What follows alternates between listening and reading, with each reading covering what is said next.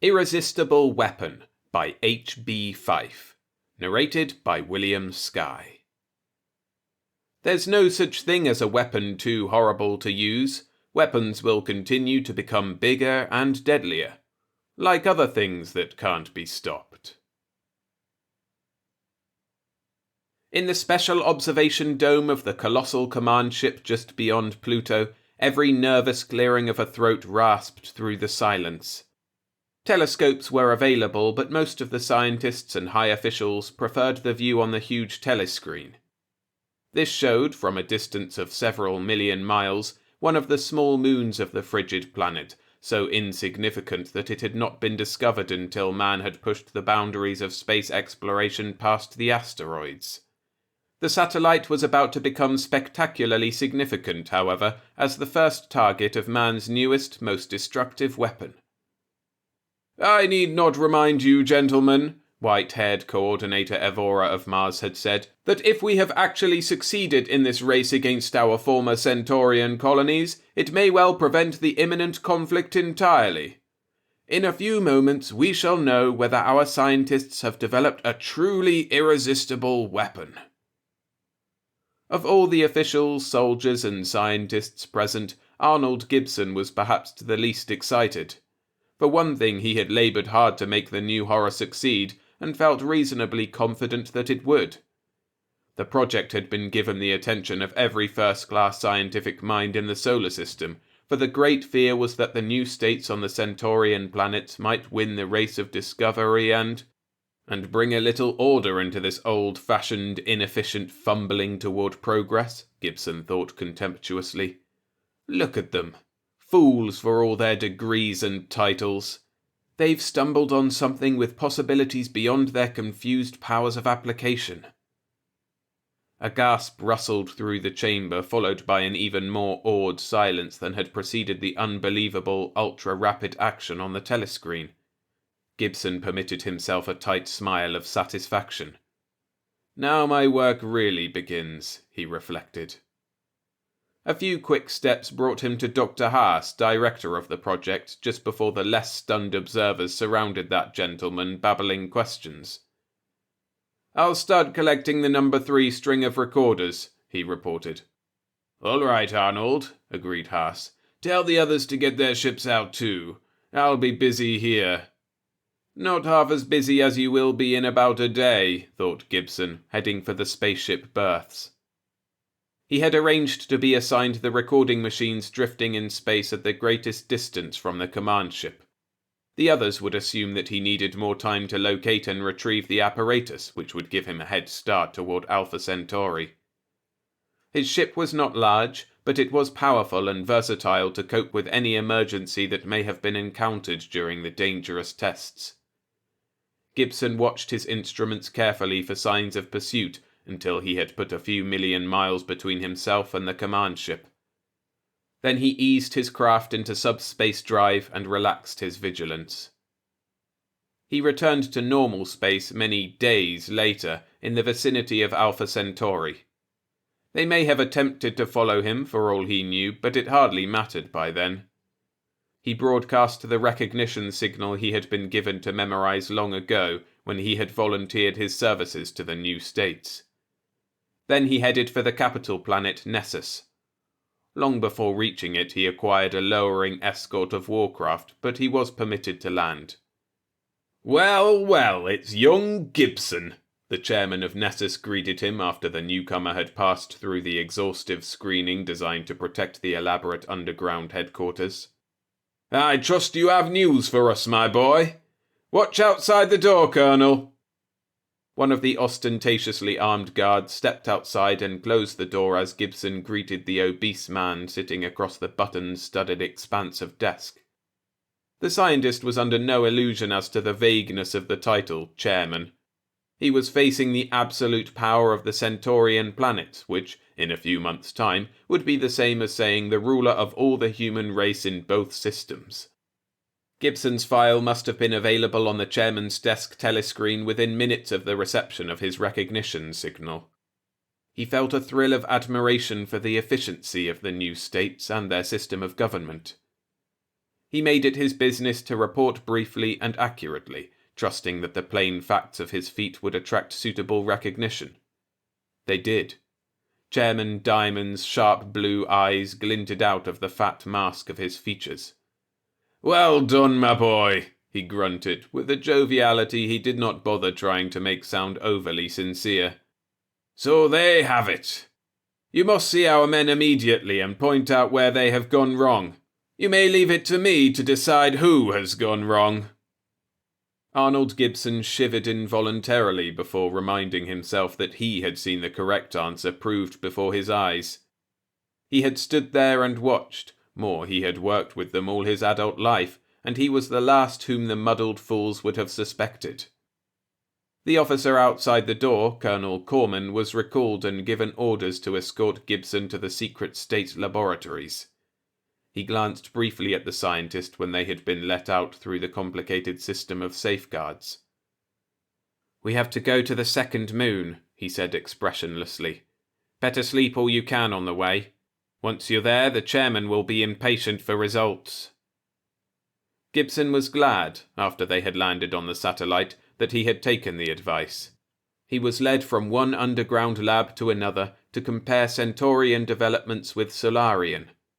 Finally, Colonel Corman appeared to extricate him, giving curt answers to such researchers as still had questions. "Phew, glad you got me out," Gibson thanked him. "They've been picking my brains for 2 days straight."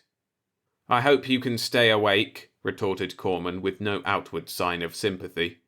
"If you think you can't, say so now. I'll have them give you another shot. The chairman is calling on the telescreen." Gibson straightened. "Jealous snob," he thought. "Typical military fathead, and he knows I amount to more than any little colonel now. I was smart enough to fool all the so-called brains of the solar system." "I'll stay awake," he said shortly. Chairman Diamond's shiny features appeared on the screen soon after Corman reported his charge ready. "Speak freely," he ordered Gibson. "This beam is so tight and scrambled that no prying jackass could even tell that it is communication. Have you set us straight?" "Yes, Your Excellency," replied Gibson. "I merely pointed out which of several methods the Solarians got to yield results. Our scientists were working on all possibilities, so it would have been only a matter of time." "Which you have saved us," said Chairman Diamond. His ice-blue eyes glinted again. "I wish I could have seen the faces of Haas and Coordinator Evora and the rest. You fooled them completely." Gibson glowed at the rare praise. "I dislike bragging, Your Excellency," he said, "but they are fools. I might very well have found the answer without them once they had collected the data. My success shows what intelligence, well directed after the manner of the new states of Centauri, can accomplish against inefficiency." The chairman's expression, masked by the fat of his face, nevertheless approached a smile. "So you would say that you, one of our sympathizers, were actually the most intelligent worker they had?" "He'll have his little joke," thought Gibson, "and I'll let him put it over. Then even that sour colonel will laugh with us, and the chairman will hint about what post I'll get as a reward. I wouldn't mind being in charge. Old Haas is opposite number at this end." "I think I might indeed be permitted to boast of that much ability, Your Excellency," he answered, putting on what he hoped was an expectant smile.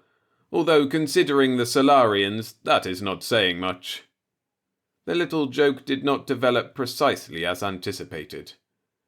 "Unfortunately," Chairman Diamond said, maintaining his smile throughout, "wisdom should never be confused with intelligence." Gibson waited, feeling his own smile stiffen as he wondered what could be going wrong. Surely they could not doubt his loyalty. A hasty glance at Colonel Corman revealed no expression on the military facade affected by that gentleman. "For if wisdom were completely synonymous with intelligence," the obese chairman continued, relishing his exposition, "you would be a rival to myself, and consequently would be disposed of anyway." Such a tingle shot up Gibson's spine that he was sure he must have jumped. "Anyway," he repeated huskily. His mouth suddenly seemed dry. Chairman Diamond smiled out of the telescreen so broadly that Gibson was unpleasantly affected by the sight of his small, gleaming white teeth. "Put it this way," he suggested suavely. "Your highly trained mind observed, correlated, and memorized the most intricate data and mathematics, meanwhile guiding your social relations with your former colleagues so as to remain unsuspected while stealing their most cherished secret. Such a feat demonstrates ability and intelligence." Gibson tried to lick his lips and could not, despite the seeming fairness of the words. He sensed a pulsing undercurrent of cruelty and cynicism. "On the other hand," the mellow voice flowed on, "having received the information, being able to use it effectively now without you, and knowing that you betrayed once, I shall simply discard you like an old message blank. That is an act of wisdom. Had you chosen your course more wisely," he added, "your position might be stronger." By the time Arnold Gibson regained his voice, the Centaurian autocrat was already giving instructions to Colonel Corman. The scientist strove to interrupt, to attract the ruler's attention even momentarily. Neither paid him any heed until he shouted and tried frenziedly to shove the soldier from in front of the telescreen. Corman backhanded him across the throat without looking around, with such force that Gibson staggered back and fell. He lay, half choking, grasping his throat with both hands until he could breathe. The colonel continued discussing his extinction without emotion. "So, if your excellency agrees, I would prefer taking him back to Nessus first for the sake of the morale factor here.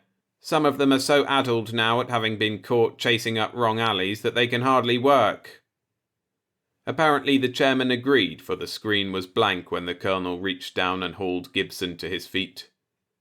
"Now listen to me carefully," he said, emphasizing his order with a ringing slap across Gibson's face.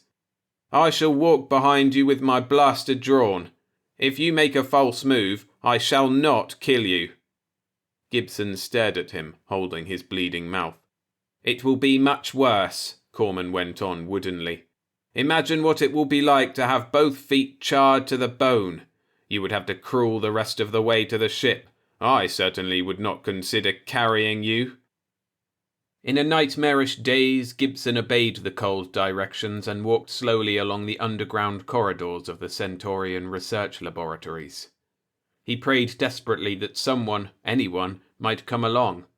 Anybody who could possibly be used to create a diversion or to be pushed into Corman and his deadly blaster. The halls remained deserted, possibly by arrangement. "Maybe I'd better wait till we reach his ship," Gibson thought. "I ought to be able to figure a way before we reach Nessus. I had the brains to fool Haas, and..." He winced, recalling Chairman Diamond's theory of the difference between intelligence and wisdom. "The obscene swine!" he screamed silently. Colonel Corman grunted warningly, and Gibson took the indicated turn. They entered the spaceship from an underground chamber, and Gibson learned the reason for his executioner's assurance when the latter chained him to one of the pneumatic acceleration seats. The chain was fragile in appearance, but he knew he would not be free to move until Corman so desired. "More of their insane brand of cleverness," he reflected. "That's the sort of thing they do succeed in thinking of. They're all crazy. Why did I ever—" But he shrank from the question he feared to answer. To drag out into the open his petty, selfish reasons, shorn of the tinsel glamour of so-called service and progress, would be too painful. After the first series of accelerations, he roused himself from his beaten stupor enough to note that Corman was taking a strange course for reaching Nessus. Then, entirely too close to the planet and its satellites to ensure accuracy, the colonel put the ship into subspace drive. Corman leaned back at the conclusion of the brief activity on his control board and met Gibson's pop-eyed stare. "Interesting, the things worth knowing," he commented. "How to make a weapon, for instance, or whether your enemy has it yet." He almost smiled at his prisoner's expression. "Or even better, knowing exactly how far your enemy has progressed and how fast he can continue, whether to stop him immediately or whether you can remain a step ahead. But, if both sides are irresistible, Gibson stammered. Corman examined him contemptuously. No irresistible weapon exists or ever will, he declared. Only an irresistible process, the transmission of secrets. You are living proof that no safeguards can defend against that. He savoured Gibson's silent discomfort. I am sure you know how far and how fast the Centaurian scientists will go, Gibson, since I guided you to every laboratory in that plant. Your memory may require some painful jogging when we reach the solar system, but remember you shall. But you were ordered to... You didn't think I was a Centaurian, did you? Sneered Corman. After I just explained to you what is really irresistible.